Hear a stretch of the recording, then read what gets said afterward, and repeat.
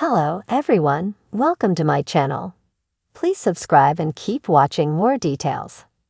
Did Michael Cardwell lose Caitlyn's custody to Mama June? Mama June Shannon has temporary custody of her daughter, Anna Chickadee Cardwell's child Caitlyn. Now, there's a rumor that Anna's ex, Michael Cardwell, lost any rights to custody as the court case plays out. However, someone who claims to be close to the family says that it's fake news about the Mama June family crisis family. When Anna Cardwell died, Mama June Shannon immediately took Caitlyn in because a decision wasn't reached before Anna's passing. Shocked WeTV fans couldn't believe that she separated the two half-sisters, Caitlyn and Kylie. Plus, they knew from the Mama June family crisis show that Anna mentioned that she wanted her new husband, Eldridge Toney, to be their dad. Michael Cardwell filed for custody of Caitlyn because she knew him very well. Additionally, he paid some of her expenses. Straight away, the battle started. Mama June Shannon got a win when she requested that someone from Child Protection Services hand over records. Actually, it seemed she wanted to prove abuse by Michael. On Reddit, an OP shared some screenshots from a random TikTok account that claimed Michael Cardwell lost rights of custody. The story alleged that in terms of the Equitable Caregiver Act, he would not be able to fight for custody. Well, in the screenshot of the comments, some people called it unlikely as it's way too soon for a judge to make a decision. Someone on Reddit who saw the post claimed that it was fake news about Mama June Shannon. The OP wrote, "Is it true that Michael lost the fight in terms of the Equitable Caregiver Act? Saw this on TikTok. Am reading this from a TikTok page, and there's word that Michael will not be eligible to fight for Caitlyn. Is this verified, Beck? This just seems like a bunch of word salad and bullhonky, Beck. There doesn't seem to be a lot of word from official things, just hearsay. I hope it isn't true, but Caitlyn deserves privacy and to be with her sister in the same home when possible, and to see her mother's family, Michael's family, and Eldridge too. There shouldn't have to be a one or none choice in the matter." Mama June family crisis fans saw in the comment section that a member of the community claimed to be related to Sugar Bear. They explained, "So I'm related on Sugar Bear's side. This info is false. For now, we really hate this." The contributor also elaborated and saying, "We all know June would have sold the story." Later on in the comments, the person in the know about Anna Cardwell's child said, "She will sell the story when the judge makes the ruling. Sugar Bear texted my dad and said it was false." To doubters, they added, "Sugar Bear is way more connected to the family than sick. What two leads on? Like way more." In the dim light of a small courtroom in Georgia, the tension was palpable.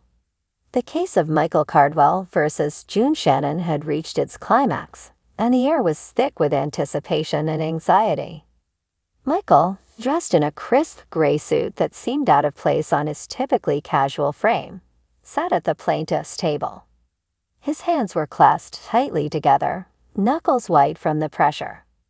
Beside him, his attorney whispered last-minute reassurances. But Michael's mind was elsewhere, consumed by thoughts of his daughter, Caitlyn. Caitlyn, a bright-eyed girl with an infectious laugh, had been the center of Michael's universe since the day she was born. Her mother, Anna, had struggled with her own demons, leaving Michael to step up as the primary caregiver. But now June, or Mama June as the world knew her, was challenging his custody. She had her own history, her own struggles with addiction and public scrutiny, but she had turned her life around, or so she claimed.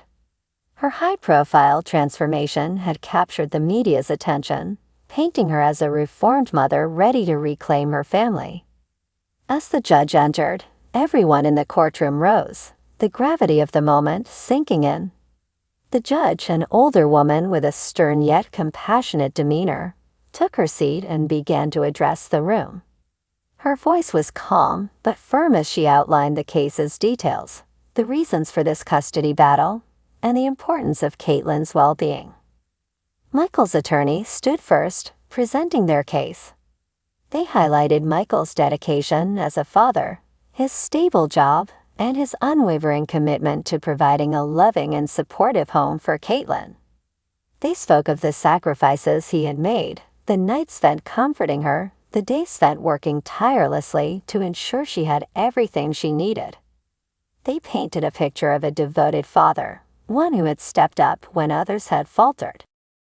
Mama June's attorney was next. They spoke of her journey to sobriety, her efforts to rebuild her life, and her desire to be a part of Caitlyn's upbringing. They emphasized the importance of family, of second chances, and of the bond between a grandmother and her granddaughter. June sat quietly, her eyes occasionally glancing at Michael, but mostly focused on the judge, her face a mask of determination and hope. The testimonies began. Character witnesses spoke on Michael's behalf, describing his patience, his kindness, and his unwavering love for Caitlyn. Friends and neighbors shared stories of his dedication, his involvement in her school activities, and his role as a constant, reliable presence in her life. Then it was June's turn. Her witnesses spoke of her transformation, her commitment to sobriety, and her desire to be a positive influence in Caitlyn's life. They spoke of her past mistakes, but also of her efforts to make amends, to rebuild the relationships she had damaged, and to create a new, stable environment for her family. As the testimonies concluded, the judge called for a recess. Michael stepped outside, the weight of the proceedings heavy on his shoulders. He found a quiet corner and took a deep breath, trying to steady his nerves. He thought of Caitlyn, of her smile, of the way she looked up to him with those big, trusting eyes. He couldn't lose her. He wouldn't. June, on the other hand, sat with her attorney, going over last-minute details. She felt the weight of her past mistakes, but also the hope of a new beginning. She wanted to be there for Caitlyn, to be the grandmother she deserved, to make up for lost time. The recess ended, and everyone returned to the courtroom. The judge took her seat and began to speak. She acknowledged the complexities of the case, the emotions involved, and the importance of making a decision that would best serve Caitlyn's interests. Her decision was thorough and carefully considered. She praised Michael's dedication as a father, his stable home environment, and his proven track record of being Caitlyn's primary caregiver. She also acknowledged June's efforts to turn her life around, her commitment to sobriety, and her desire to be involved in Caitlyn's life. In the end, the judge made a balanced decision. Michael would retain primary custody of Caitlyn, ensuring that her stable and nurturing environment remained intact. However, June would be granted supervised visitation rights, allowing her the opportunity to build a relationship with her granddaughter under monitored conditions to ensure Caitlyn's safety and well-being. The room was silent as the judge delivered her verdict. Michael let out a breath he didn't realize he had been holding, relief washing over him. June nodded, accepting the decision with grace, understanding that this was a step forward, a chance to prove herself and rebuild her bond with Caitlyn. As the courtroom emptied, Michael and June exchanged a brief glance. There was no animosity, just a mutual understanding of the journey ahead. For Michael, it was a victory, but also a reminder of the ongoing responsibilities and challenges of parenthood. For June, it was a chance to start anew, to be a positive presence in Caitlyn's life.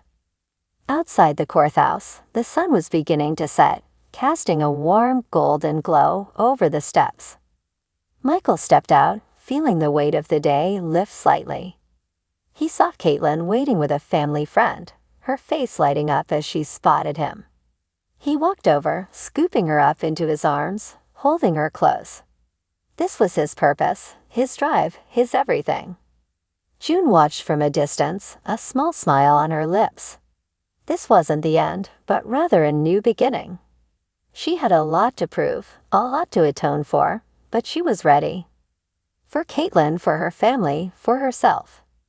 In the days that followed, Life began to settle into a new rhythm. Michael continued to be the dedicated father he had always been, and June started her supervised visits, each one a step towards building trust and forging a new relationship with her granddaughter. The road ahead was long and uncertain, but for the first time in a long time, there was hope. And for Caitlyn, that was everything.